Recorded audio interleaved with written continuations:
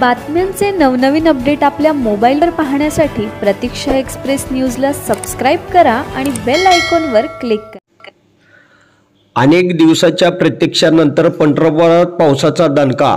राज्यात अनेक ठिकाणी अवकाळी पाऊस पडते, परंतु नेहमीच पंढरपूरला हुलकावणी देणारा अवकाळी पावसाने आज पंढरपूर शहर सह परिसरात जोरदार दणका दिल्याने वातावरणात बदल झाल्याचे नागरिकांत सुचवले आहे।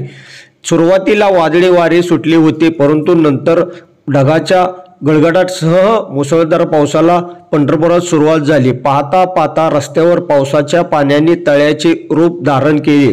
लग्नाची मिरवणूक ही पावसामुळे उरकती घ्यावी लागली। शहराच्या सखल भागात अनेक ठिकाणी पाणी साचले। यामुळे रस्त्यावरून जाणाऱ्या येणाऱ्या मात्र चालताना कसरत करावी लागत होते। शहराच्या प्रदक्षिणा मार्गावर अनेक ठिकाणी पाणी साठल्याने नेहमीच प्रदक्षिणा करणाऱ्या नागरिकांना पाण्यातूनच वाट काढत प्रदक्षिणा पूर्ण करावी लागली।